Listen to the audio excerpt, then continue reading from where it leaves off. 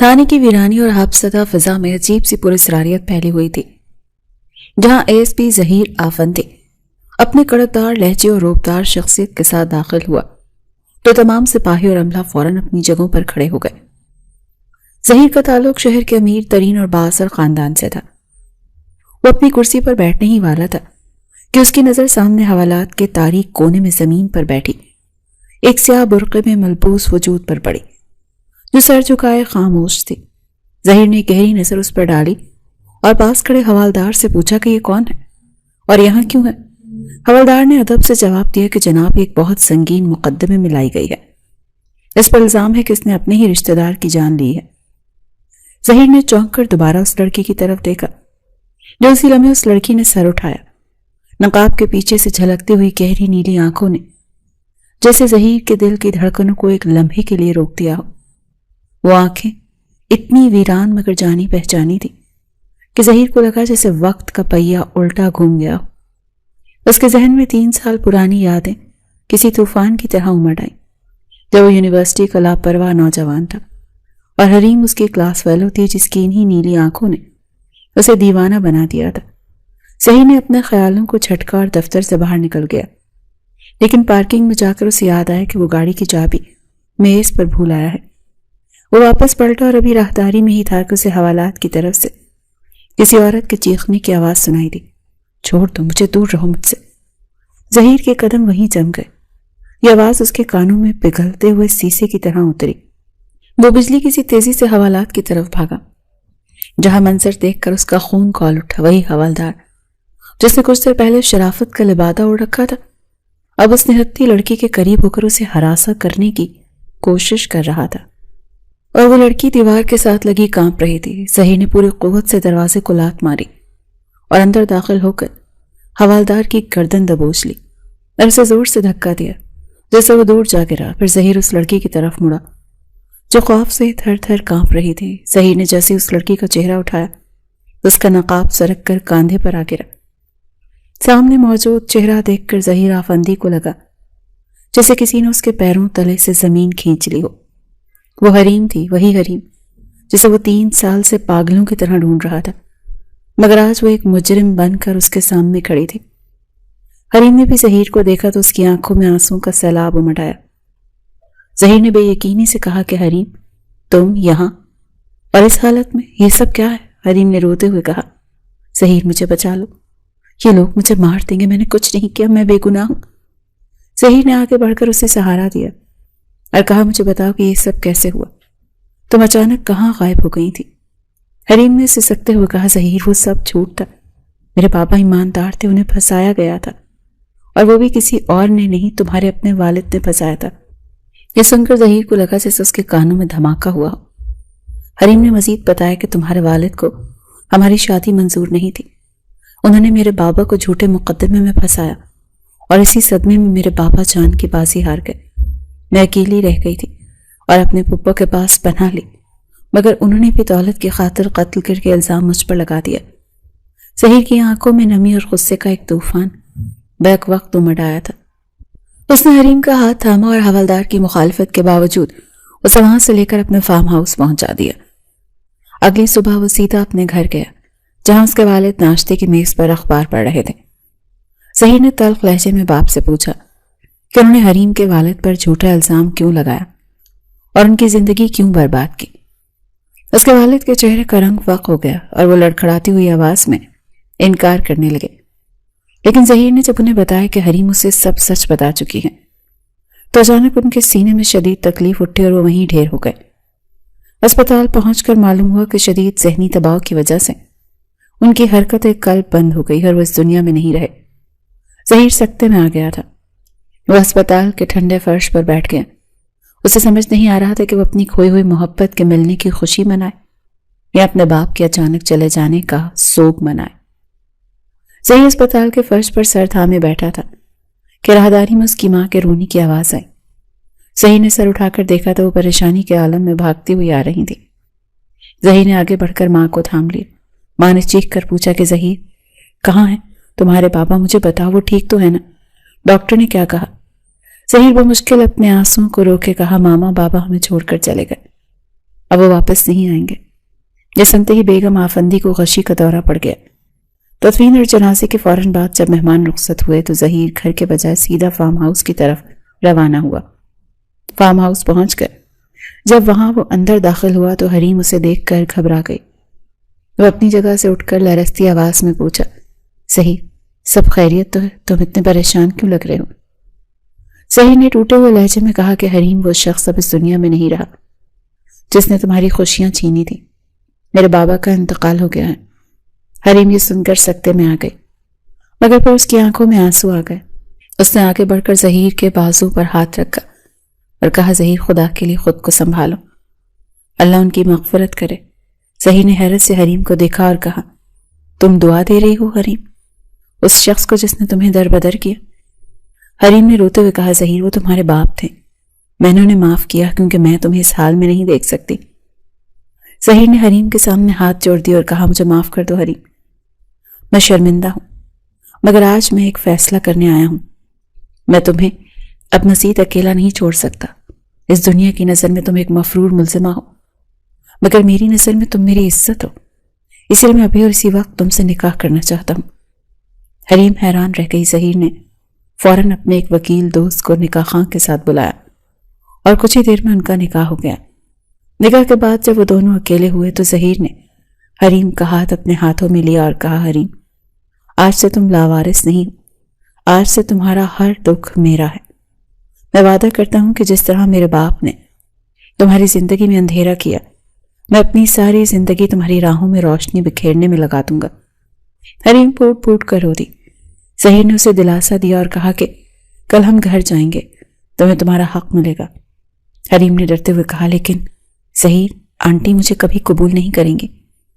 ظہیر نے مضبوط لہجے میں کہا، وہ میری ماں ہے حریم، وہ مان جائیں گی، اور اگر وہ نہیں مانی تو میں تمہارے ساتھ کھڑا ہوں۔ اگلی صبح ظہیر نے حریم کا ہاتھ تھاما اور اپنے فارم ہاؤس سے نکلتے ہوئے کہا، چلو حریم اپنی نئی زندگی کی شروعات کرتے ہیں، چاہے راستے کتنے ہی کٹھن کیوں نہ ہو ہم مل کر طے کر لیں گے۔ آفندی منزل میں داخل ہوتے ہی ظہیر نے حریم کی طرف دیکھا جو سہم کر بیٹھی تھی۔ ظہیر نے اسے تسلی دی اور گاڑی سے اتار کر اندر لے گیا۔ جیسے وہ دونوں ہال میں داخل ہوئے تو وہاں موجود خواتین خاموش ہو گئیں۔ بیگم آفندی بیٹے کو دیکھ کر کھڑی ہوئی، لیکن حریم پر نظر پڑتے ہی ان کے چہرے پر شدید غصہ آ گیا۔ وہ تیزی سے آگے بڑھی اور چیخیں کہ اس منحوس لڑکی کو یہاں کیوں لائے ہو جس کی وجہ سے تمہارا باپ چلا گیا؟ اسے ابھی نکالو۔ ظہیر نے ماں کا ہاتھ تھام کر مضبوط لہجے میں کہا کہ ماما یہ لڑکی کہیں نہیں جائے گی کیونکہ یہ اب آپ کی بہو اور میری بیوی ہے۔ یہ سن کر سب حیران رہ گئے۔ بیگم آفندی لڑکھڑا کر پیچھے ہٹی اور بے یقینی سے بولی کہ تم نے باپ کی موت کے فوراً بعد اس قاتل سے شادی کر لی؟ تو میں آگ کر دوں گی ظہیر۔ ظہیر نے اونچی آواز میں کہا، بس ماما، بابا کی موت اپنے ضمیر کے بوجھ سے ہوئی ہے۔ انہوں نے اس معصوم پر جھوٹا الزام لگایا تھا اور میں نے شادی کر کے صرف ان کے گناہوں کا کفارہ ادا کیا ہے۔ اگر آپ اسے قبول نہیں کریں گی تو میں بھی اس گھر میں نہیں رہوں گا۔ بیگم آفندی یہ سن کر روتے ہوئے وہیں بیٹھ گئیں۔ اسی وقت ظہیر کی خالہ زاد زویا وہاں آئی اور حریم کو ظہیر کے ساتھ دیکھ کر بھاگتی ہوئی آئی اور اسے بازو سے پکڑ کر کھینچا اور دھکا دینے کی کوشش کی، لیکن ظہیر نے بیچ میں آ کر زویا کا ہاتھ جھٹک دیا اور غرا کر بولا، خبردار اگر میری بیوی کو ہاتھ لگایا حریم اس گھر کی مالکن ہے۔ زویا سن کر جل بھن گئی۔ ظہیر حریم کو لے کر کمرے میں گیا تو حریم رو پڑی اور کہا، مجھے واپس بھیج دو، یہ لوگ مجھے کبھی قبول نہیں کریں گے۔ ظہیر نے اسے تسلی دی کہ ہمیں یہ جنگ لڑنی ہوگی۔ اسی دوران ظہیر کو تھانے سے فون آیا کہ حوالدار نے تمہارے خلاف بیان دیا ہے کہ تم نے ملزمہ کو بھگایا ہے اور حریم کے پپا نے بھی زیورات چوری کا پرچہ کٹوا دیا ہے۔ گرفتاری کے وارنٹ جاری ہو رہے ہیں۔ ظہیر پریشان ہو گیا اور حریم کو کمرے سے نکلنے سے منع کر دیا، لیکن وہ نہیں جانتا تھا کہ زویا دروازے کے باہر کھڑی سب سن رہی تھی اور اس کے ہونٹوں پر زہریلی مسکراہٹ تھی کہ اب وہ حریم کا جینا حرام کر دے گی۔ صبح ہوتے ہی ظہیر وردی پہن کر جانے لگا تو حریم نے پریشانی میں پوچھا، ظہیر کیا آج جانا ضروری ہے؟ میرا دل گھبرا رہا ہے۔ ظہیر نے اس کے ہاتھ تھام کر کہا، حریم میرا جانا ضروری ہے تاکہ قانونی مسائل حل کر سکوں، تم بس وعدہ کرو کہ میرے پیچھے دروازہ نہیں کھولو گی۔ ظہیر کے جاتے ہی زویا نے اسے دیکھ لیا اور فوراً خالہ کے کمرے میں جا کر بولی کہ خالہ جان، غضب ہو گیا، میں نے ظہیر کو فون پر بات کرتے سنا ہے.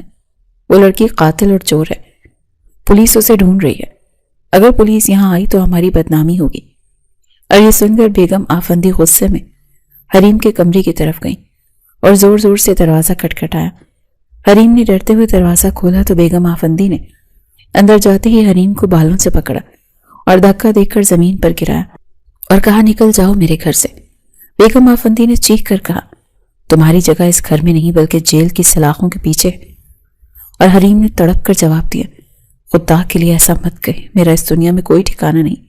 حریم روتے ہوئے اس کے پاؤں میں گر گئی اور بولی, میں بے گناہ ہوں. مگر زویا نے کہا, خالہ اسے باہر نکالیں تاکہ پولیس اسے سڑک سے لے جائے. دوسری طرف ظہیر جب ہیڈ کوارٹر پہنچا تو سینئر افسر نے اسے کہا کہ ASP ظہیر, آپ کو معطل کیا جاتا ہے کیونکہ آپ نے اختیارات کا ناجائز استعمال کیا ہے. ظہیر نے کہا, سر وہ لڑکی میری بیوی ہے اور بے گناہ ہے. مگر افسر نے کہا, یہ کورٹ میں ثابت کرنا, فی الحال اپنا بیج اور پستول جمع کرواؤ. ظہیر وہاں سے نکل کر فوراً گھر کی طرف بھاگا تو دیکھا کہ گھر کے باہر پولیس کھڑی تھی اور لیڈیز اہلکار حریم کو گھسیٹ کر باہر لا رہی تھی. حریم روتے ہوئے چلا رہی تھی, ظہیر بچا لو مجھے. ظہیر نے آگے بڑھ کر پولیس والوں کو روکا اور کہا, خبردار اگر میری بیوی کو ہاتھ لگایا. تو انسپیکٹر نے ہنس کر کہا, اب آپ افسر نہیں ہیں, ہٹ جائیں ورنہ آپ کو بھی گرفتار کر لیں گے. ظہیر نے حریم کا ہاتھ تھام لیا اور کہا, یہ میری لاش پر سے گزر کر ہی ممکن ہوگا. اسی وقت ایک گاڑی وہاں آ کر رکی اور وکیل بیرسٹر جہاں زیب نے اتر کر بلند آواز میں کہا, رک جاؤ انسپیکٹر, میرے پاس اس بچے کی عبوری ضمانت کے کاغذات ہیں, تم اسے گرفتار نہیں کر سکتے. یہ سن کر ظہیر کو سکون ملا مگر زویا کے چہرے پر ہوائیاں اڑنے لگیں. بیرسٹر جہاں زیب کے بروقت آمد نے جلتی ہوئی آگ پر جیسے ٹھنڈا پانی ڈال دیا تھا. جہاں زیب نے ضمانت کے کاغذات دکھائے تو تھانے دار نے سپاہیوں کو واپسی کا اشارہ کیا اور پولیس وہاں سے چلی گئی. ظہیر حریم کو ساتھ لے کر جہاں زیب صاحب کے ساتھ گھر کے اندر داخل ہوا. لاؤنج پہ پہنچتے ہی بیگم آفندی نے جہاں زیب صاحب سے کہا, آپ ہمارے خاندانی وکیل ہیں, آپ کو اس قاتل لڑکی کو بچاتے ہوئے شرم نہیں آئی؟ آپ نے ہماری عزت خاک میں ملا دی. جہاں زیب صاحب نے سنجیدگی سے کہا کہ بھابی جذبات سے نہیں عقل سے کام لیں. میں نے جو کیا ہے وہ مرحوم دوست کی آخری خواہش کے مطابق کیا ہے. ظہیر نے حیرت سے پوچھا, بابا کی آخری خواہش؟ جہاں زیب صاحب نے فائل نکال کر بتایا کہ ظہیر کے والد اپنی وفات سے پہلے میرے پاس آئے تھے. انہوں نے یہ اعتراف کیا تھا کہ انہوں نے حریم کے والد پر جھوٹا مقدمہ بنایا تھا اور وہ کفارے کے طور پر اپنی آدھی جائیداد حریم کے نام کروانے والے تھے, مگر موت نے مہلت نہیں دی. میرے پاس ان کا لکھا ہوا اعتراف نامہ موجود ہے. یہ سن کر زویا چیخ کر بولی, یہ جھوٹ ہے. انکل, آپ اس لڑکی کی مظلوم شکل دیکھ کر دھوکہ کھا گئے ہیں, یہ جادو کرنی ہے. ظہیر نے زویا کو ڈانٹا اور کہا, خاموش ہو جاؤ زویا, مجھے پتہ چل چکا ہے کہ پولیس کو اطلاع تم نے ہی دی تھی. تم جیسی گھٹیا سوچ رکھنے والی لڑکی میرے گھر میں نہیں رہ سکتی. ظہیر نے ماں سے کہا, آپ نے دیکھا بابا اپنے گناہوں کا بوجھ لے کر نہیں جانا چاہتے تھے, لیکن آپ اور زویا اضافہ کر رہی ہیں. میں فیصلہ کرتا ہوں کہ جب تک حریم کی عزت بحال نہیں ہوتی میں چین سے نہیں بیٹھوں گا, اور اگر اسے عزت نہیں ملی تو میں یہ گھر چھوڑ دوں گا. جہاں زیب صاحب نے کہا کہ بیٹا, قانونی جنگ لمبی ہے, ہمیں ثابت قدم رہنا ہوگا کہ قتل حریم نے نہیں کیا, اس کے پپا نے کیا. حریم اچانک بولی, مجھے ایک بات یاد آئی. اس رات میں نے پپا کو فون پر کہتے سنا تھا کہ کام ہو گیا ہے سیٹھ صاحب, میرے پیسے بھجوا دیں. ظہیر اور وکیل صاحب چونک گئے. ظہیر نے کہا, تم نے پہلے کیوں نہیں بتایا؟ حریم نے کہا, میں ڈر گئی تھی. ظہیر نے کہا, اس کا مطلب ہے اس قتل کے پیچھے کوئی طاقتور آدمی ہے, ہمیں اس تک پہنچنا ہوگا. لیکن وہ نہیں جانتے تھے کہ زویا نے موقع پا کر وہاں سے نکل کر اپنے کمرے میں جا کر کسی نامعلوم نمبر پر میسج کیا کہ ہوشیار ہو جاؤ, وہ لوگ تم تک پہنچنے والے ہیں, پرانی فائلیں کھول رہے ہیں, کچھ کرو ورنہ ہم سب مارے جائیں گے. سیٹھ داؤد نے موبائل پر زویا کا پیغام پڑھا کہ ظہیر اب پرانی تفتیش دوبارہ کر رہا ہے تو وہ غصے میں آ گیا. اس نے فوراً اپنے خاص کارندے جبار کو حکم دیا کہ شوکت کا کھیل ختم کر دو, کیونکہ اگر ظہیر اس تک پہنچ گیا تو پولیس کے ڈر سے میرا نام اگل دے گا. ادھر گھر میں ظہیر نے حریم سے کہا کہ مجھے ابھی جانا ہوگا, مجھے شک ہے کہ شوکت کسی کے اشارے پر کام کر رہا ہے, مجھے اس سے سچ اگلوانا ہوگا. حریم نے ڈرتے ہوئے کہا, مت جاؤ باہر, خطرہ ہے اور تم نہتے ہو. مگر ظہیر نے اسے تسلی دے کر پچھلے دروازے سے خاموشی سے نکال دیا تاکہ زویا کو خبر نہ ہو. ظہیر جب شوکت کے گھر پہنچا تو دروازہ کھلا تھا اور اندر سے مار پیٹ کی آوازیں آ رہی تھیں۔ وہ اندر داخل ہوا تو دیکھا 2 آدمی شوکت کو مار رہے تھے اور پوچھ رہے تھے کہ وہ ثبوت کہاں ہے جو تم نے سیٹھ داؤد کے خلاف رکھا ہے۔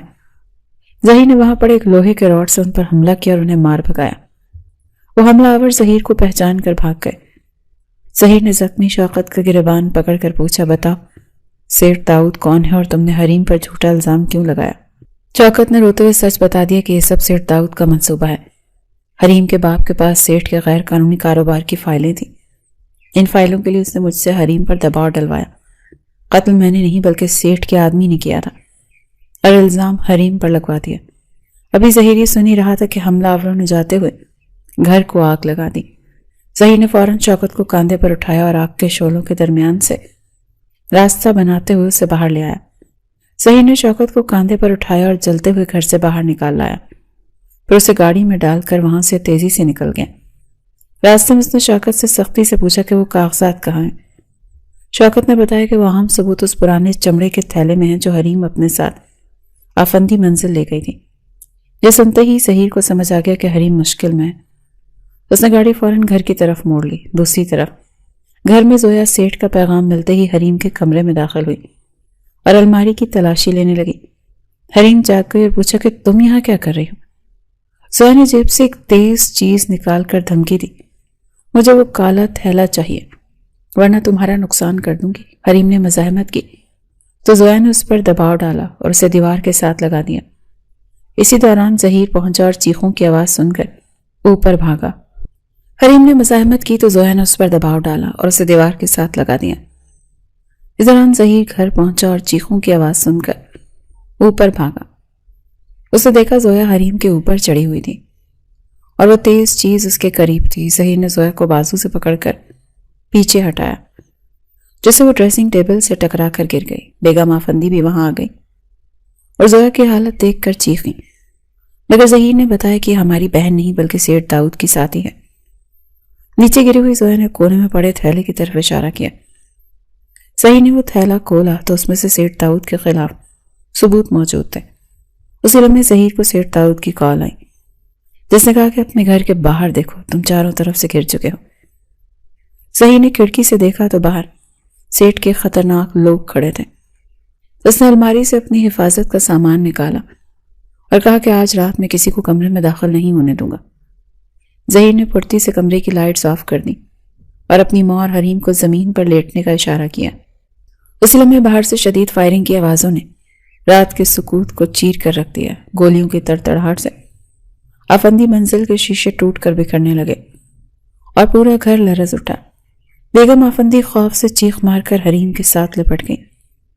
ان کا غرور اور دبدبہ اس وقت خاک میں مل چکا تھا۔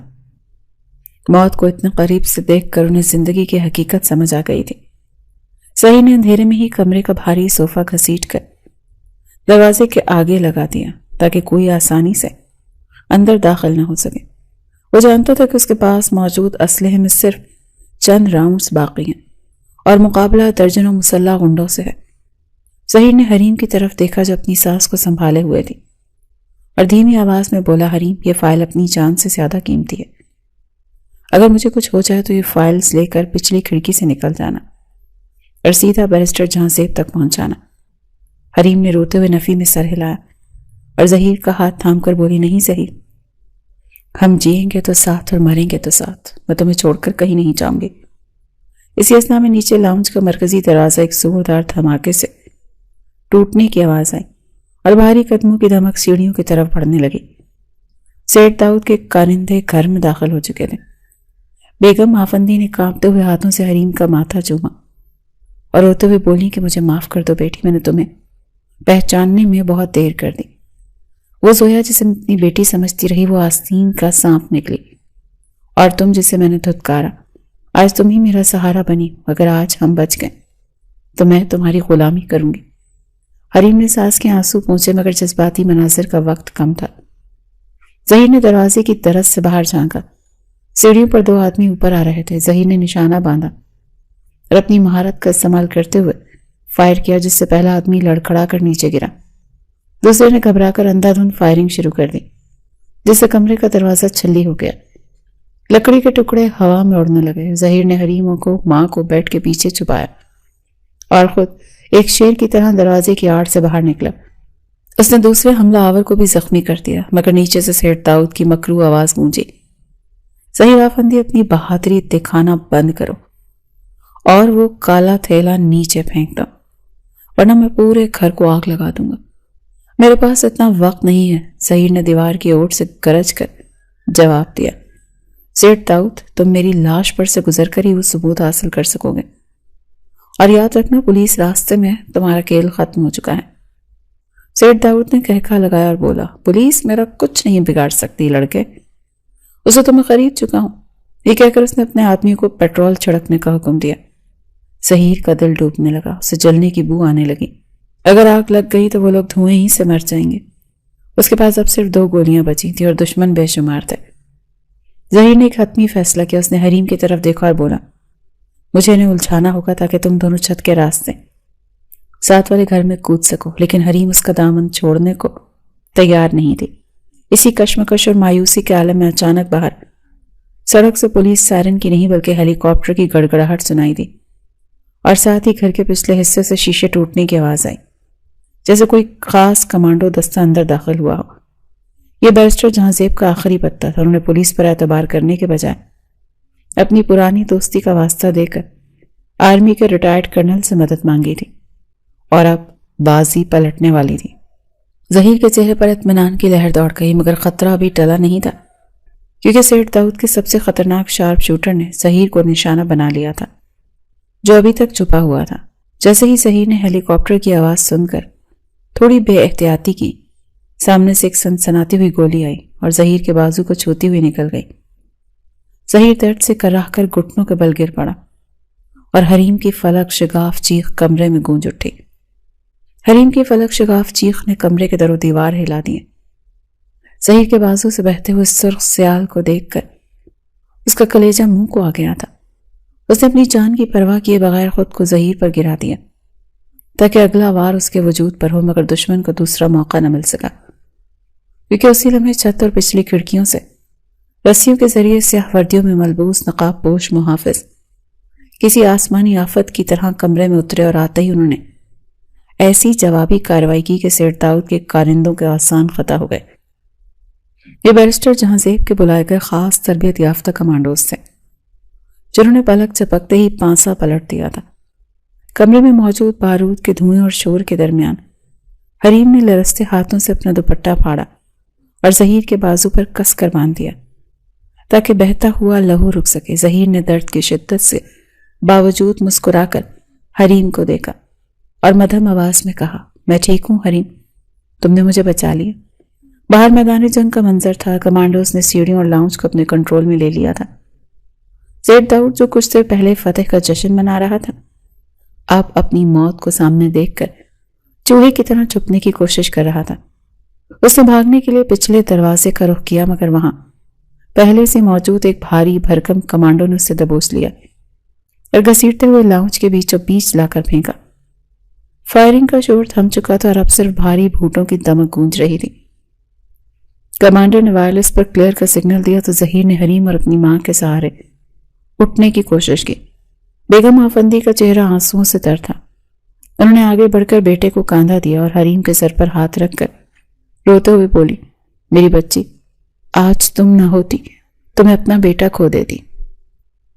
میں تمہاری احسان مند ہوں۔ وہ تینوں آہستہ آہستہ سیڑھیاں اتر کر نیچے آئے، جہاں کا منظر خوفناک تھا۔ گھر کا سارا سامان بکھرا پڑا تھا اور دیواریں چلنی تھی، مگر درمیان میں سیٹھ داؤد ہتھ کڑیوں میں جکڑا سر جھکائے کھڑا تھا۔ ظہیر نے اسے دیکھ کر گہری سانس لی اور درد سے کرراتے ہوئے بولا، سیٹھ داؤد، ظلم کی رات کتنی ہی لمبی کیوں نہ ہو، سویرا ضرور ہوتا ہے۔ تم نے طاقت کے نشے میں ایک معصوم خاندان کو تباہ کیا، مگر آج قانون کی گرفت میں ہو۔ وہ کالا تھیلا اب تمہاری بربادی کا پروانہ بنے گا۔ اسی دوران پولیس اور ایمبولینس کی گاڑیاں بھی سائرن بجاتی ہوئی پہنچ گئیں۔ زخمی زویا کو بھی اسٹریچر پر ڈال کر لے جایا جا رہا تھا، جسے پولیس کی حراست میں ہسپتال میں منتقل کیا جا رہا تھا، کیونکہ وہ اس سازش میں برابر کی شریک تھے۔ بیرسٹر جہاں زیب نے اندر آ کر ظہیر کو گلے لگا لیا اور کہا کہ شیر دل جوان، تم نے اپنے باپ کے گناہوں کو دھو دیا۔ اب تمہیں کوئی معطل نہیں کر سکتا، محکمہ تم پر فخر کرے گا۔ ڈاکٹرز نے وہیں ظہیر کی مرہم پٹی کے روز خطرے سے باہر قرار دیا۔ حریم ایک پل کے لیے بھی ظہیر سے دور نہیں ہوئی تھی۔ وہ اس کا ہاتھ تھامے بیٹھی تھی اور اس کی آنکھوں میں اب خوف کے بجائے سکون اور تشکر تھا۔ رات کا اندھیرا چٹ رہا تھا اور آفندی منزل کی کھڑکیوں سے صبح کی پہلی کرن اندر جھانک رہی تھی، جس بات کا ثبوت تھی کہ برے وقت کا خاتمہ ہو چکا ہے۔ مگر کہانی ابھی ختم نہیں ہوئی تھی، کیونکہ سیٹھ داؤد جاتے جاتے ایک دھمکی آمیز نظر ظہیر پر ڈال گیا تھا، جو بتا رہی تھی کہ جیل کی سلاخیں اس کے لیے کافی نہیں ہوں گی، لیکن فی الحال جیت سچائی کی ہوئی تھی۔ ظہیر نے حریم کی طرف دیکھا اور سب کے سامنے اس کا ماتھا چوم کر کہا، چلو حریم، اب ہم اپنے گھر کو دوبارہ آباد کریں گے، جہاں صرف محبت ہوگی، خوف نہیں۔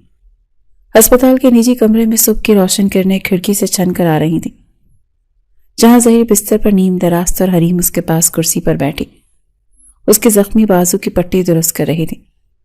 رات کے طوفان کے بعد یہ پہلی پرسکون صبح تھی جس نے ان دونوں کی زندگی میں امید کا دیا جلایا تھا۔ ظہیر نے حریم کے چہرے کی طرف دیکھا جو ابھی ابھی زرد تھا اور آنکھوں کے گرد سیاہ حلقے اس کی بے خوابی کی گواہی دے رہے تھے۔ ظہیر نے اپنے صحیح ہاتھ سے حریم کا ہاتھ تھاما اور نرمی سے بولا، حریم اب تو مسکرا دو، دیکھو ہم زندہ ہیں اور ساتھ ہیں۔ وہ کالی رات گزر چکی، حریم نے پھیکی مسکراہٹ کے ساتھ جواب دیا، ظہیر، مجھے ابھی بھی یقین نہیں آ رہا کہ وہ ڈراؤنا خواب ختم ہو گیا ہے۔ مجھے بار بار ایسا لگتا ہے کہ ابھی کوئی دروازہ توڑ دے گا اور ہمیں مار دے گا۔ ظہیر نے اسے دلاسا دیا اور کہا، اب ایسا کچھ نہیں ہوگا، قانون کے رکھوالے باہر پہرا دے رہے ہیں اور سیٹھ داؤد اب سلاخوں کے پیچھے ہیں۔ اسی دوران کمرے کا دروازہ کھلا اور بیگم آفندی ہاتھوں میں ناشتے کی ٹرے لیے اندر داخل ہوئی۔ ان کا انداز بدلا ہوا تھا، وہ مغرور اور سخت گیر خاتون جو کل تک حریم کے سائے سے بھی دور بھاگتی تھی، آج ایک ممتا بھری ماں کے روپ میں تھی۔ انہوں نے ٹرے میز پر رکھی اور حریم کے سر پر شفقت سے ہاتھ پھیرتے ہوئے بولی، بیٹی، تم نے ساری رات جاگ کر گزاری ہے، اب تم ناشتہ کرو اور آرام کرو، ظہیر کا خیال میں رکھوں گی۔ حریم حیرت سے اپنی ساس کو دیکھنے لگی تو بیگم آفندی کی آنکھوں میں آنسو تیرنے لگے۔ وہ حریم کے سامنے ہاتھ جوڑ کر بیٹھ گئیں اور رندی ہوئی آواز میں بولی، مجھے معاف کر دو میری بچی، میں اپنی انا اور جہالت میں اندھی ہو گئی تھی، میں نے ہیرے کو پتھر سمجھ کر ٹھکرایا، میں اپنے شوہر کے گناہوں میں برابر کی شریک ہوں، کیونکہ میں نے انہیں کبھی روکنے کی کوشش نہیں کی اور زویا جیسی لڑکی پر اندھا اعتماد کیا جس نے میرے گھر کی جڑیں کھوکھلی کر دیں۔ اگر تم نہ ہوتی تو شاید آج میں لاوارث ہوتی۔ حریم کا دل پگھل گیا، اس نے آگے بڑھ کر ساس کے ہاتھ تھامے اور انہیں گلے لگا لیا اور بولی، ماں جی، آپ شرمندہ نہ ہو، آپ میری ماں جیسی ہیں، اور مائیں تو ناراض ہو سکتی ہیں، میں نے دل سے سب بھلا دیا۔ یہ منظر دیکھ کر ظہیر کی آنکھوں میں بھی نمی آ گئی، اسے لگا جیسے اس کا گھر مکمل ہو گیا۔ دوپہر تک بیرسٹر جہاں سے بھی وہاں پہنچ گئے۔ ان کے ہاتھ میں وہی کالا تھیلا تھا جو اب اس کیس کی سب سے بڑی طاقت بن چکا تھا۔ انہوں نے کرسی سنبھالی اور سنجیدگی سے بتایا کہ ظہیر بیٹا، اس تھیلے میں موجود دستاویزات نے تہلکہ مچا دیا ہے۔ اس میں نہ صرف سیٹھ داؤد کے کالے دھندے کے ثبوت ہیں بلکہ پولیس ڈپارٹمنٹ کی ان کالی بھیڑوں کے نام بھی موجود ہیں جو اس کے پے رول پر تھے۔ تمہارے خلاف انکوائری ختم کر دی گئی ہے اور آجی صاحب نے خود فون کر کے تمہاری بہادری کی تعریف کی ہے۔ تمہیں ڈسچارج ہوتے ہی پورے اعزاز کے ساتھ ڈیوٹی پر واپس بلایا جائے گا۔ اور ہاں، سویا نے بھی اسپتال میں پولیس کو دیے گئے بیان میں اعتراف جرم کر لیا ہے۔ وہ وعدہ معاف گواہ بننے کی کوشش کر رہی ہے تاکہ اس کی سزا کم ہو سکے، مگر اس کے جرائم اتنے سنگین ہیں کہ اسے لمبی قید سے کوئی نہیں بچا سکتا۔ ظہیر نے اطمینان کا سانس لیا اور کہا، انکل، مجھے زویا سے کوئی ہمدردی نہیں، اس نے رشتوں کا تقدس پامال کیا ہے، اسے قانون کے مطابق سزا ملنی چاہیے۔ مگر میری اصل جنگ ابھی باقی ہے، مجھے عدالت میں حریم کے والد کی بے گناہی ثابت کرنی ہے تاکہ ان کے نام پر لگا داغ دھل سکے۔ جہانزیب صاحب نے مسکرا کر کہا کہ فکر نہ کرو بیٹا، کیس عدالت میں لگ چکا ہے اور اگلی سماعت پر حریم کو بھی بطور گواہ پیش ہونا ہوگا۔ یہ لڑائی اب ہم جیت چکے ہیں، بس قانونی مہر لگنا باقی ہے۔ شام کو جب ظہیر کو گھر جانے کی اجازت ملی تو اسپتال سے گھر تک کا سفر ایک نئے عزم کے ساتھ طے ہوا۔ آفندی منزل جو کچھ دیر پہلے تک میدان جنگ بنی ہوئی تھی، اب وہاں سکون تھا، ملازمین صفائی کر چکے تھے اور ٹوٹے ہوئے شیشے ہٹا دیے گئے تھے۔ ظہیر جب اپنے کمرے میں پہنچا تو اس نے حریم کو اپنے پاس بٹھایا اور اپنی الماری سے ایک چھوٹی سی ڈبیا نکال کر اس کے ہاتھ میں تھمائی۔ حریم نے حیرت سے کھولا تو اس میں خوبصورت سونے کی انگوٹھی تھی جو ظہیر نے سالوں پہلے اس کے لیے خریدی تھی۔ ظہیر نے جذباتی لہجے میں کہا، یہ تمہاری امانت تھی حریم، جو میں نے سنبھال کر رکھی تھی۔ سوچا تھا جب تم ملو گی تب پہناؤں گا۔ دیر ضرور ہوئی ہے مگر آج یہ تمہارے ہاتھ میں ہے۔ حریم نے نم آنکھوں کے ساتھ وہ انگوٹھی پہنی تو اسے لگا جیسے اس کے سارے زخم بھر گئے ہوں، مگر انہیں معلوم نہیں تھا کہ سیٹ داؤد جیل کے اندر بیٹھ کر بھی اپنے وکلا کے ذریعے آخری وار کرنے کی تیاری کر رہا تھا۔ وہ اتنی آسانی سے ہار ماننے والا نہیں تھا۔ عدالت کا میدان ابھی سجنا باقی تھا، جہاں جھوٹ اور سچ کا آخری ٹکراؤ ہونے والا تھا۔ عدالت کا کمرہ کھچا کھچ بھرا ہوا تھا، جہاں شہر بھر کا میڈیا اور تماشائی موجود تھے، کیونکہ یہ کیس اب صرف ایک قتل کا نہیں رہا بلکہ طاقتور اور کمزور کے درمیان جنگ بن چکا تھا۔ ظہیر پہلی صف میں اپنی ماں اور حریم کے ساتھ بیٹھا تھا۔ اس کا بازو ابھی بھی پٹی میں بندھا تھا، لیکن اس کا حوصلہ بلند تھا، جبکہ کٹہرے کے دوسری طرف سیٹ داؤد کھڑا تھا، جس کے چہرے پر ہتھکڑیوں کے باوجود وہی فرعونیت اور تکبر تھا جسے اسے یقین ہو کہ وہ اپنی دولت کے زور پر یہاں سے بھی صاف بچ نکلے گا۔ سماعت کا آغاز ہوا تو سیٹ داؤد کے مہنگے وکیل نے دلائل کا آغاز انتہائی جارحانہ انداز میں کیا اور سیدھا حریم کے کردار پر کیچڑ اچھالنا شروع کر دیا۔ اس نے جج صاحب کی طرف اشارہ کرتے ہوئے بلند آواز میں کہا، جناب والا، یہ پوری کہانی من گھڑت ہے۔ یہ لڑکی حریم جو مظلومیت کا ڈھونگ رچا رہی ہے، دراصل ایک بھاگی ہوئی مجرمہ ہے جس پر اپنے ہی رشتہ دار کے گھر زیورات چوری کرنے کا الزام ہے، اور یہ پولیس افسر ظہیر آفندی اس کے عشق میں مبتلا ہو کر اپنے اختیارات کا ناجائز استعمال کر رہا ہے، اور یہ میرے موکل جیسے معزز تاجر کو پھنسانے کی سازش کر رہا ہے۔ یہ الفاظ سن کر ظہیر کی مٹھیاں بھیج گئیں اور وہ غصے سے اپنی نشست سے اٹھنے ہی والا تھا کہ بیرسٹر جہانزیب نے اس کا ہاتھ دبا کر اسے روک دیا اور آنکھوں کے اشارے سے کہا کہ خاموش رہو، بازی ہماری بھی آئے گی۔ جہانزیب صاحب اپنی نشست سے اٹھے اور انتہائی باوقار انداز میں بولے، جناب والا، مخالف وکیل صاحب نے کہانی بہت اچھی سنائی، لیکن افسوس کہ ان کے پاس سچائی نہیں ہے۔ میں عدالت میں ایک ایسے گواہ کو پیش کرنا چاہتا ہوں جو اس سارے کھیل کا مرکزی مہرہ تھا اور جسے مردہ سمجھ کر چھوڑ دیا گیا۔ اسی لیے میں عدالتی عملہ پچھلے دروازے سے ایک اسٹریچر کو اندر لایا جس پر شوکت یعنی حریم کا پھوپھا لیٹا ہوا تھا۔ وہ بری طرح جھلس چکا تھا اور پٹیوں میں جکڑا ہوا تھا۔ شوکت کو زندہ دیکھ کر سیٹ داؤد کے چہرے سے تکبر کا نقاب سرک گیا۔ اس کے ماتھے پر پسینے کے قطرے چمکنے لگے۔ جہانزیب صاحب نے شوکت کے قریب جا کر پوچھا کہ شوکت، عدالت کو بتاؤ کہ حریم کے والد کا قاتل کون ہے اور تم سے جھوٹا مقدمہ کس نے کروایا تھا۔ شوکت نے کانپتے ہوئے ہاتھ سے سیٹ داؤد کی طرف اشارہ کیا اور کمزور آواز میں بولا کہ جج صاحب، وہ سامنے کھڑا شخص قاتل ہے۔ اسی نے حریم کے باپ کو مروایا تھا کیونکہ ان کے پاس اس کے کالے دھندوں کے ثبوت موجود تھے، اور اسی نے میرے گھر والوں کو یرغمال بنا کر مجھ سے حریم پر چوری کا الزام لگوایا تاکہ وہ دباؤ میں آ کر وہ فائلیں ہمیں دے دیں، اور جب میرا کام ختم ہو گیا تو اس نے مجھے بھی جلانے کی کوشش کی۔ اگر یہ ظہیر صاحب نہ ہوتے تو میں مر چکا ہوتا۔ یہ بیان عدالت میں بم کی طرح پھٹا۔ سیٹ داؤد غصے سے دھاڑا، یہ جھوٹ بکرا، اسے میں نے خریدنے کی کوشش نہیں کی، یہ تو الزام لگا رہا ہے۔ لیکن جج صاحب نے ہتھوڑا بجا کر اسے خاموش کرایا اور بیرسٹر جہانزیب نے وہ کالا تھیلا میز پر رکھتے ہوئے کہا، جناب، یہ وہ ثبوت ہیں جن کی خاطر 2 خاندان اجاڑے گئے۔ ان کاغذات میں سیٹ داؤد کی منی لانڈرنگ اور قتل کے احکامات کے دستخط موجود ہیں، اور سب سے بڑی گواہی زویا کی ہے جس کا اعترافی بیان بھی فائل میں نتھی ہے۔ عدالت میں سناٹا چھا گیا۔ سیٹ داؤد کو اپنی سلطنت گرتے ہوئے محسوس ہو رہی تھی۔ اس نے مایوسی کے عالم میں اپنے وکیل کو دیکھا، لیکن وکیل بھی اب فائلیں سمیٹ رہا تھا۔ جج صاحب نے تمام ثبوتوں کا جائزہ لینے کے بعد ریمارکس دیے کہ بادی نظر میں ملزم کے خلاف ٹھوس ثبوت موجود ہیں، اسی لیے سیٹ داؤد کی ضمانت منسوخ کی جاتی ہے اور اسے جوڈیشل ریمانڈ پر جیل بھیجا جاتا ہے تاکہ مزید تفتیش ہو سکے، اور حریم بی بی کو تمام الزامات سے باعزت بری کیا جاتا ہے۔ یہ فیصلہ سنتے ہی حریم کی آنکھوں سے آنسو جاری ہو گئے تھے۔ اس نے شکرانے کے طور پر آسمان کی طرف دیکھا۔ آج اس کے بابا کی روح کو سکون مل گیا تھا۔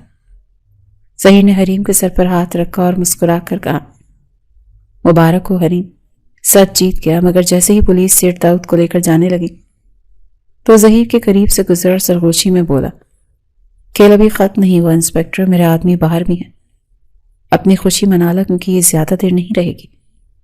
ظہیر نے اس کی آنکھوں میں آنکھیں ڈال کر جواب دیا، تم جیسے ناسور اب صرف جیل کی کال کوٹری میں سڑیں گے، تمہارا وقت ختم ہو چکا ہے۔ لیکن ظہیر کے دل میں ایک انجانا سا کھٹکا ضرور پیدا ہوا تھا کہ کہیں سیٹھ داؤد جیل سے بیٹھ کر کوئی نئی مصیبت نہ کھڑی کر دیں۔ عدالت سے سرخرو ہو کر جب وہ لوگ واپس آفندی منزل پہنچے تو فضا میں ایک نئی تازگی تھی۔ بیگم آفندی نے خود آگے بڑھ کر بہو کا استقبال کیا اور صدقہ دیا تاکہ بری نظروں سے بچا سکیں۔ گھر کے در و دیوار جو کل تک وحشت کا منظر پیش کر رہے تھے، اب وہاں سکون تھا۔ ملازمین نے پورے گھر کو روشنیوں سے سجا دیا تھا، مگر ظہیر کے ذہن میں سیٹھ داؤد کی وہ آخری دھمکی کسی خطرے کی گھنٹی کی طرح بج رہی تھی۔ وہ جانتا تھا کہ زخمی سانپ زیادہ خطرناک ہوتا ہے اور سیٹھ داؤد جیسا انسان اتنی آسانی سے اپنی شکست تسلیم نہیں کرے گا۔ شام ہوتے ہی حریم نے ظہیر سے درخواست کی کہ وہ اپنے والد کی قبر پر جانا چاہتی ہے تاکہ انہیں بتا سکے کہ ان کی بیٹی نے ان کا نام صاف کر دیا اور اب دنیا انہیں ایک ایماندار شخص کے طور پر یاد رکھے گی۔ ظہیر اسے منع نہ کر سکا اور سورج ڈھلنے سے پہلے وہ دونوں شہر کے قدیم قبرستان میں تھے جہاں ہر طرف خاموشی اور اداسی کا راج تھا۔ خشک پتوں کے ٹوٹنے کی آوازیں ماحول کو مزید سوگوار بنا رہی تھی۔ حریم نے اپنے باپ کی قبر پر پھول رکھے اور مٹی پر سر رکھ کر ایسے روئی جیسے برسوں کا ضبط ٹوٹ گیا ہو۔ اس نے سسکتے ہوئے کہا کہ بابا، آپ دیکھ رہے ہیں نا، آپ کی بیٹی نے ہار نہیں مانی، آپ کا دامن صاف ہو چکا ہے، اب کوئی آپ کو برا نہیں کہے گا۔ ظہیر خاموشی سے اس کے پیچھے کھڑا اس کے دکھ کی گھڑی میں اس کا محافظ بنا رہا۔ اس نے حریم کے کاندھے پر ہاتھ رکھا اور وعدہ کیا کہ وہ کل اخبارات میں اس بات کا اعلان کروائے گا کہ حریم کے والد ایک بے گناہ انسان تھے۔ واپسی پر گاڑی میں حریم نے ظہیر کا ہاتھ تھام کر کہا، ظہیر، اگر تم نہ ہوتے تو شاید میں بھی اپنے باپ کے ساتھ ہی مر چکی ہوتی، تو میرے لیے مسیحا بن کر آئے ہو۔ ظہیر نے محبت بھری نظروں سے اسے دیکھا، مگر اس کے دل میں ایک نامعلوم کھٹکا بھی موجود تھا اور اس کا عشق غلط نہیں تھا، کیونکہ دوسری طرف جیل کی کال کوٹری میں سیٹھ داؤد چین سے نہیں بیٹھا۔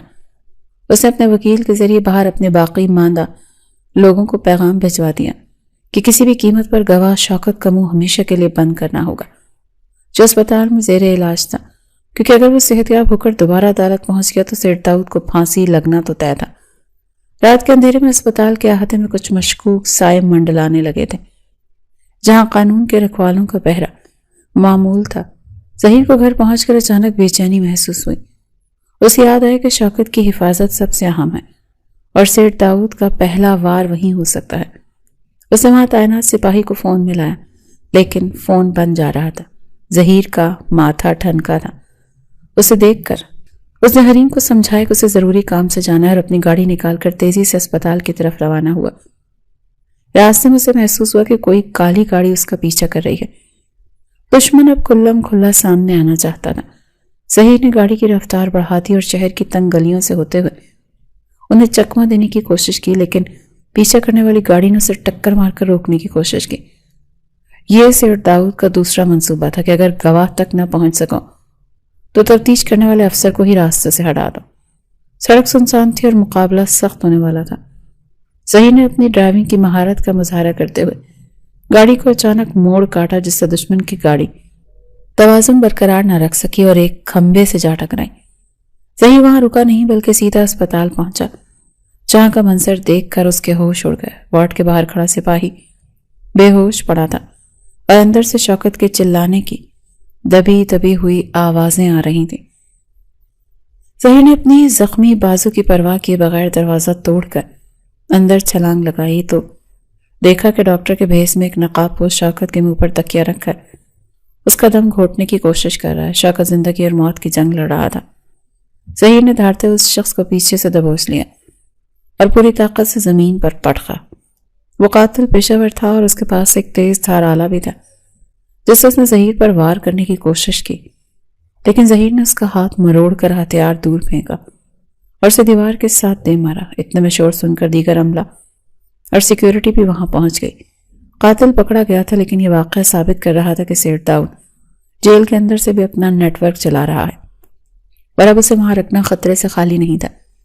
ظہیر نے وہیں کھڑے ہو کر آئی جی کو فون کیا اور صورتحال کی سنگینی سے آگاہ کرتے ہوئے فیصلہ کیا کہ اب سیٹ داؤد کو عام جیل میں نہیں بلکہ شہر سے دور کسی محفوظ قلعہ نما جیل میں منتقل کرنا ہوگا، اور یہ کام آج رات ہی کرنا پڑے گا تاکہ دشمن کو سنبھلنے کا موقع نہ مل سکے۔ رات مزید گہری اور خطرناک ہوتی جا رہی تھی کیونکہ سیٹ داؤد کو جب یہ خبر ملی کہ اس کا حملہ ناکام ہو گیا ہے تو اس نے جیل میں بغاوت کروانے کا منصوبہ بنا لیا۔ رات کا دوسرا پہر شروع ہو چکا تھا اور اسپتال میں شوکت کی جان بچانے کے بعد ظہیر کو ایک لمحے کا بھی سکون میسر نہیں تھا، کیونکہ اسے خفیہ ذرائع سے خبر مل چکی تھی کہ سینٹرل جیل میں قید سیٹ داؤد اپنی دولت کا منہ کھول چکا ہے اور وہاں موجود خطرناک قیدیوں کو بغاوت پر اکسا رہا ہے تاکہ افراتفری کا فائدہ اٹھا کر فرار ہو سکے۔ ظہیر نے فوراً آئی جی سے رابطہ کیا اور ہنگامی بنیادوں پر سیٹ داؤد کو شہر سے دور واقع قلعہ نما ہائی سیکیورٹی جیل میں منتقل کرنے کے احکامات حاصل کر لیے۔ یہ مشن انتہائی خطرناک تھا کیونکہ سیٹ کے کارندے راستے میں بھی حملہ کر سکتے تھے۔ ظہیر نے اپنی ٹیم تیار کی اور بختربند گاڑیوں کے قافلے کے ساتھ سینٹرل جیل کی طرف روانہ ہوا۔ ابھی وہ جیل کے مرکزی دروازے سے کچھ فاصلے پر تھے کہ اندر سے خطرے کے سائرن بجنے لگے اور دھوئیں کے بادل فضا میں بلند ہوتے دکھائی دیے۔ ظہیر کا ماتھا ٹھنکا، وہ سمجھ گیا کہ وہ دیر کر چکے ہیں، بغاوت شروع ہو چکی ہے۔ جیل کے اندر کا منظر قیامت صغریٰ کا نمونہ پیش کر رہا تھا۔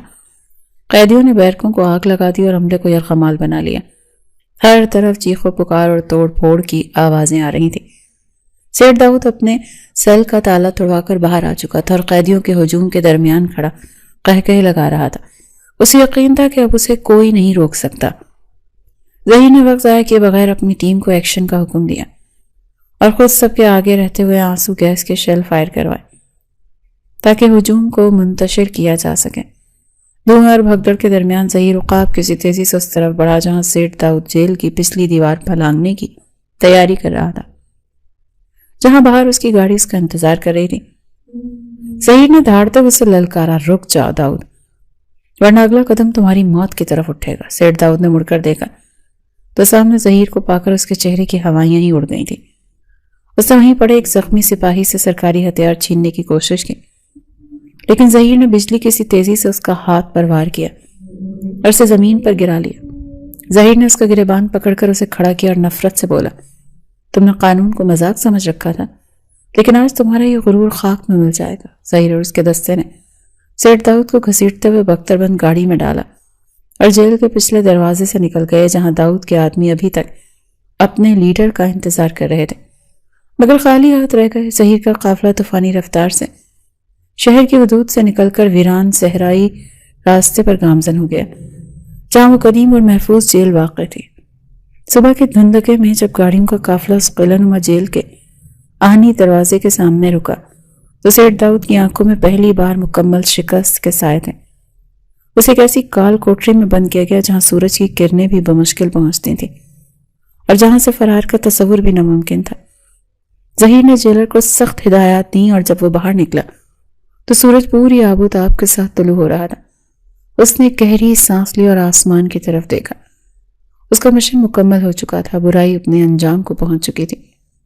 ظہیر نے گھر فون کیا جہاں حریم ساری رات جاگ کر اس کا انتظار کر رہی تھی۔ ظہیر کی آواز سنتے ہی وہ رو پڑی۔ ظہیر نے اسے تسلی دی اور کہا کہ حریم، اب خوف کے بادل چھٹ چکے ہیں، میں گھر آ رہا ہوں اور اب ہمارے درمیان کوئی دشمن نہیں۔ یہ واپسی کا سفر ظہیر کے لیے بہت سکون دہ تھا کیونکہ اب اسے کسی حملے کا ڈر نہیں تھا۔ گھر پہنچ کر جب وہ گاڑی سے اترا تو بیگم آفندی اور حریم دروازے پر ہی موجود تھی۔ حریم نے آگے بڑھ کر ظہیر کو دیکھا جو گرد سے اٹا ہوا تھا، مگر اس کے چہرے پر فتح کا نور تھا۔ یہ لمحہ اس کی زندگی کا سب سے قیمتی لمحہ تھا کیونکہ جنگ ختم ہو چکی تھی اور اب صرف محبت اور امن کا دور شروع ہونے والا تھا۔ لیکن ظہیر نہیں جانتا تھا کہ تقدیر نے ابھی اسے ایک اور خوشخبری دینی ہے جو اس کے اور حریم کے رشتے کو مضبوط کر دے گی۔ عدالت سے فیصلہ آنے کے بعد ظہیر سیدھا گھر آیا اور ہاتھ میں پکڑا ہوا اخبار حریم کے سامنے رکھتے ہوئے بولا، دیکھو حریم، آج تمہارے صبر کی جیت ہوئی ہے۔ سیٹ داؤد کو سزائے موت اور زویا کو عمر قید کا حکم سنا دیا گیا ہے۔ حریم نے اخبار میں چھپی اپنے والد کی تصویر دیکھی جس کے نیچے لکھا تھا وہ ایک ایماندار افسر تھے، تو اس کی آنکھوں سے آنسو جاری ہو گئے۔ اس نے ظہیر کی طرف دیکھا اور کہا، ظہیر، آج میرے بابا کی روح کو سکون مل گیا ہوگا، تم نے اپنا وعدہ پورا کر دکھایا۔ بیگم آفندی بھی وہیں موجود تھی۔ انہوں نے آگے بڑھ کر حریم کے سر پر ہاتھ رکھا اور کہا، بیٹی اب ماضی کو بھول جاؤ اور ایک نئی زندگی کی شروعات کرو۔ ظہیر بھی اپنی ڈیوٹی پر واپس جا چکا تھا، جہاں سے ترقی مل گئی۔ کچھ عرصے بعد ایک دن جب وہ ناشتے کی میز پر بیٹھے تھے تو اچانک حریم کو چکر آیا۔ وہ گرتے گرتے بچی۔ ظہیر گھبرا کر اپنی کرسی سے اٹھا اور اس نے حریم کو سہارا دیا۔ بیگم آفندی نے جلدی سے ڈاکٹر کو فون کیا۔ لیڈی ڈاکٹر نے معائنے کے بعد مسکراتے ہوئے بیگم آفندی اور ظہیر کی طرف دیکھا اور کہا، مبارک ہو، آپ کے گھر ننھا مہمان آنے والا ہے۔ حریم امید سے یہ سنتے ہی بیگم آفندی نے خوشی سے اپنے ہاتھ اٹھا لیے اور ملازموں کو آواز دے کر کہا، پورے محلے میں مٹھائی بانٹ دو، آج میں بہت خوش ہوں۔ ظہیر کی خوشی دیدنی تھی۔ اس نے ڈاکٹر کے جانے کے بعد حریم کے پاس بیٹھ کر اس کا ہاتھ تھاما اور جذباتی لہجے میں کہا، حریم تم نے مجھے دنیا کی سب سے بڑی خوشخبری دی ہے، اللہ نے تمہاری آزمائش ختم کر دی ہے۔ حریم نے مسکرا کر ظہیر کو دیکھا اور کہا، یہ سب آپ کی محبت اور ساتھ کا نتیجہ ہے۔ شام کے وقت ظہیر اور حریم لان میں چہل قدمی کر رہے تھے جب ظہیر نے حریم سے کہا، یاد ہے تم کہتی تھی تمہارا نصیب ویران راستے ہیں، مگر دیکھو آج وہ راستے ہمیں منزل تک لے آئے۔ حریم نے اس بات میں سر ہلا اور کہا، ظہیر اب مجھے کسی راستے سے ڈر نہیں لگتا کیونکہ میرا ہم سفر میرے ساتھ ہے۔ انہوں نے وہیں کھڑے ہو کر عہد کیا کہ وہ اپنے بچے کی پرورش بہترین انداز میں کریں گے اور اسے ایک نڈر انسان بنائیں گے۔ وقت گزرتا گیا اور پھر وہ رات آ گئی جب حریم کی طبیعت اچانک بگڑ گئی۔ ظہیر نے فوراً گاڑی نکالی اور اسے لے کر اسپتال پہنچا، جہاں لیڈی ڈاکٹر نے اسے ایمرجنسی میں داخل کروایا۔ باہر کوریڈور میں ظہیر بے چینی سے ٹہل رہا تھا جبکہ بیگم آفندی تسبیح پڑھ رہی تھی۔ کچھ دیر بعد آپریشن تھیٹر کا دروازہ کھلا اور نرس باہر آئی۔ اس نے مسکراتے ہوئے کہا، مبارک ہو ظہیر صاحب، اللہ نے آپ کو چاند سے بیٹے سے نوازا ہے۔ یہ سنتے ہی ظہیر نے سجدہ شکر ادا کیا اور اپنی ماں کے گلے لگ گیا۔ بیگم آفندی نے نرس سے کہا، مجھے میرا پوتا دکھاؤ۔ نرس نے بچے کو ظہیر کی گود میں دیا تو ظہیر نے کانپتے ہاتھوں سے اسے تھاما اور اس کے کان میں اذان دی، اور کچھ دیر بعد جب حریم کو ہوش آیا تو ظہیر بچے کو لے کر اس کے پاس گیا اور بولا، حریم دیکھو یہ ہمارا بیٹا ہے، بالکل تمہارے جیسا۔ حریم نے کمزور آواز میں کہا، نہیں ظہیر یہ آپ کے جیسا۔ بہادر اور نڈر ظہیر نے حریم کے ماتھے پر ہاتھ رکھا اور کہا، اس کا نام ہم زاویار رکھیں گے۔ حریم نے مسکرا کر حامی بھری اور کہا، یہ نام بہت خوبصورت ہے۔ اسی وقت بیگم آفندی بھی کمرے میں آئی اور بچے کو گود میں لے کر بولی، آج میرا گھر مکمل ہو گیا، اب مجھے دنیا کی کوئی پرواہ نہیں۔ ظہیر نے حریم کا ہاتھ تھام کر کہا، تمہاری تکلیف ختم ہو گئی، اب صرف خوشیاں ہیں، ہم اسے بہت لاڈ سے پالیں گے۔ حریم نے اطمینان سے آنکھیں موند لی کیونکہ اس کے دونوں محافظ اس کے پاس موجود تھے۔ 1 سال تیزی سے گزر گیا اور زاویار کی پہلی سالگرہ کا دن گھر میں آ گیا۔ گھر میں مہمان جمع تھے۔ ظہیر دفتر سے جلدی گھر آیا اور آتے ہی اس نے زاویار کو گود میں اٹھا لیا جو اب گھٹنوں کے بل چلتا تھا۔ حریم نے ظہیر کے ہاتھ سے بیگ لیا اور کہا، آپ تازہ دم ہو جائیں، مہمان انتظار کر رہے ہیں۔ ظہیر نے کہا، میں ابھی آتا ہوں۔ تھوڑی دیر بعد جب وہ تیار ہو کر باہر آیا تو سب نے کیک کاٹنے کی تقریب شروع کی۔ بیگم آفندی نے زاویار کا ہاتھ پکڑ کر کیک کاٹا اور سب نے تالیاں بجائیں۔ تقریب کے بعد جب مہمان چلے گئے تو ظہیر اور حریم لاؤنج میں اکیلے بیٹھے تھے۔ ظہیر نے حریم کی طرف دیکھا اور سنجیدگی سے کہا، حریم آج مجھے وہ پرانا وقت یاد آ رہا ہے جب مجھے لگتا تھا کہ میں سب کچھ ہار گیا لیکن تم نے مجھے جینا سکھایا۔ حریم نے چائے کا کپ ظہیر کو دیتے ہوئے کہا، ظہیر وہ برا وقت گزر چکا ہے، اب ہمارے پاس زاویار ہے اور آپ کی محبت ہے۔ ظہیر نے مسکرا کر کہا، میں نے سوچا تھا کہ ہم زاویار کو بھی پولیس افسر بنائیں گے تاکہ وہ بھی دوسروں کی مدد کرے۔ حریم ہنس پڑی اور بولی، یہ تو بڑا ہو کر خود فیصلہ کرے گا۔ اسی دوران زاویار ہوتے ہوئے جاگا تو ظہیر فوراً اٹھا اور اسے سینے سے لگا لیا۔ چپ ہو جاؤ شیر بیٹے، بابا پاس ہیں۔ حریم نے یہ منظر دیکھ کر خدا کا شکر ادا کیا اور دل ہی دل میں کہا کہ اب میری کہانی مکمل ہو چکی ہے۔ ظہیر نے حریم کو اپنے پاس بلایا اور کہا، وعدہ کرو ہم ہمیشہ ایسے ہی رہیں گے۔ حریم نے اپنا ہاتھ ظہیر کے ہاتھ میں دیا اور کہا، میں آخری سانس تک آپ کے ساتھ ہوں ظہیر۔ ظہیر نے مسکرا کر کہا، بس یہی میری زندگی کی کل کمائی ہے۔